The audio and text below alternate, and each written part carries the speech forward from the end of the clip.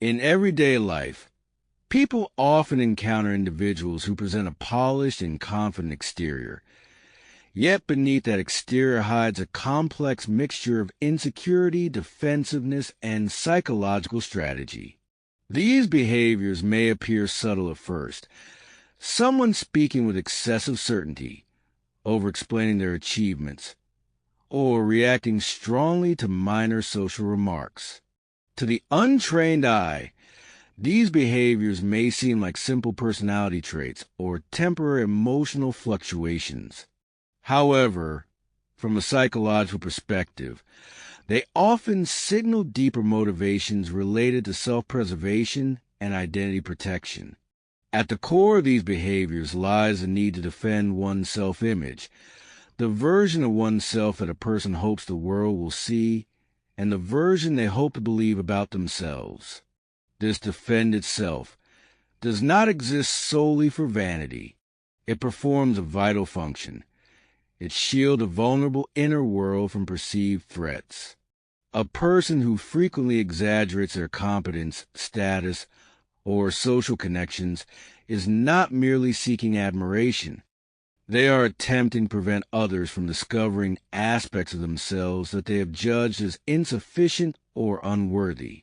This mechanism is particularly visible in social environments where comparison is constant: schools, workplaces, friend groups, and digital platforms. In these settings, even neutral interactions can trigger self-protective responses. When someone feels that their perceived value is being questioned, they may compensate through boastfulness, frequent name-dropping, sarcastic humor, or subtle competition.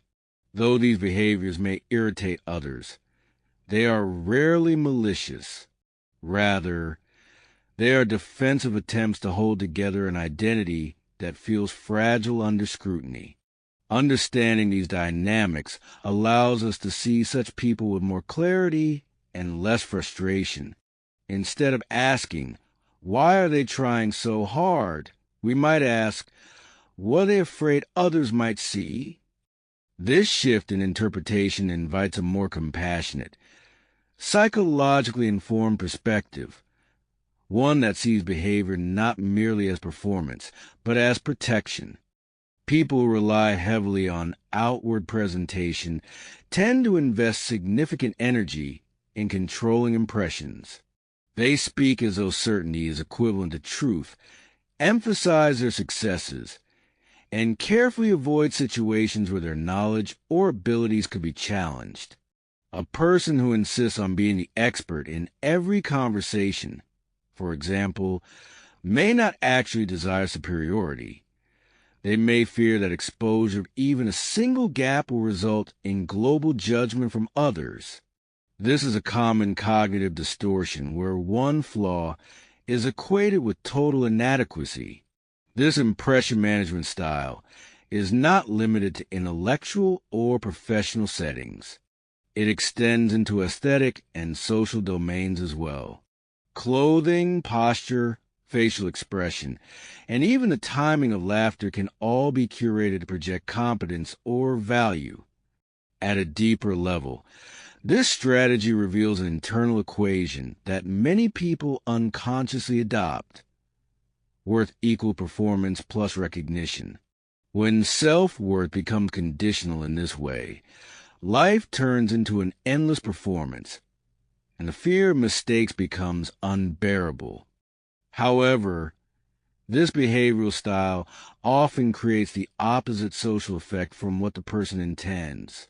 Instead of being perceived as truly confident, they are perceived as overly serious, overly competitive, or emotionally unavailable.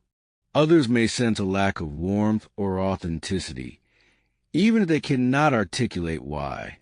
Psychologists often describe this as identity rigidity, when a person becomes so invested in preferred self-image that flexibility is lost.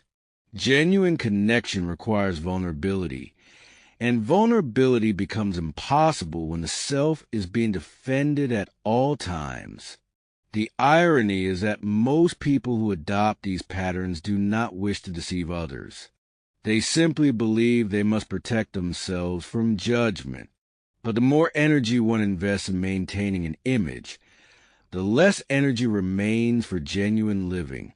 This creates a psychological tension that can last for years, and in some cases, entire adulthood.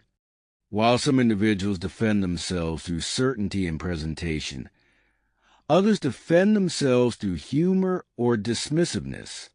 Sarcasm, deflection, and cynical commentary are frequently used as shields during social interaction.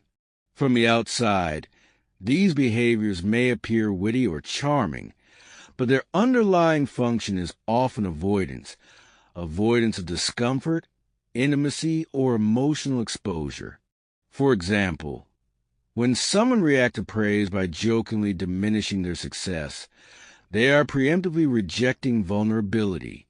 When someone mocks a social event or dismisses another person's achievement, they are distancing themselves from arenas where comparison or inadequacy might be felt.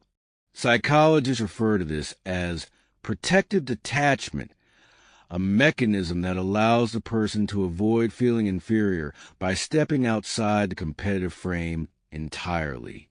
If they refuse to play the game, they cannot lose the game. Humor-based defense mechanisms are often developed early in life. Children who associate evaluation with shame or who experience environments where emotional expression was criticized may grow into adults who are deeply uncomfortable with sincerity. Sincerity feels dangerous because it leaves no buffer between the self and feedback. Humor becomes the armor that keeps others at a safe distance. However, humor as defense is not neutral. While it reduces personal discomfort, it also blocks intimacy. People may enjoy the company of such individuals, but emotional closeness rarely forms. Relationships remain at the surface level, pleasant, clever, and entertaining, but lacking depth. Over time, this can lead to loneliness, not because others refuse to connect, but because a defended person never grants access. In more advanced cases, the defended self begins to shape not only behaviors, but narratives. A person may revise memories, reinterpret interactions, or selectively emphasize achievements in order to maintain coherence within their identity. This is not pathological in itself. Everyone engages in self-editing to some degree. But when the discrepancy between lived reality and narrated reality grows too wide, it becomes taxing to sustain. Cognitive psychologists call this narrative inflation, the gradual transformation of ordinary experiences into stories that validate one's desired identity. Interestingly, when the defended narrative becomes habitual, the person may lose access to what they truly feel. Instead of asking, "What happened?" they ask, "What story makes me look competent, admirable, or unthreatened?" When identity is filtered through this lens, authenticity becomes secondary to presentation. And because this narrative must be maintained in real time, social interactions require constant monitoring and editing. This is exhausting, and exhaustion eventually reveals the vulnerability that was being concealed in the first place.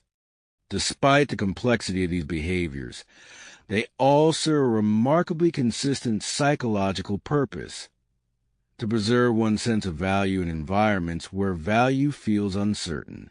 Human beings are social organisms. Feedback from others shapes self-understanding. When someone feels under-resourced internally, lacking emotional security, stable self-esteem, or unconditional acceptance, they must source validation externally. Performance, appearance, correctness, humor, intelligence, these become currencies used to purchase belonging. Yet the deeper truth is that belonging cannot be purchased. It cannot be negotiated through superiority or defended through performance. Belonging arises from being known, not being admired. and to be known requires vulnerability, which the defendant self fears most. This dilemma sits at the heart of much social tension, the desire to be accepted while using strategies that prevent acceptance from occurring. To recognize these patterns is not to condemn them, it is to understand them. People adopt defended behaviors because at some point in their development, these strategies kept them safe. They allowed them to survive environments where authenticity felt dangerous or costly. The question is not, why do they behave this way, but what would happen if they stopped?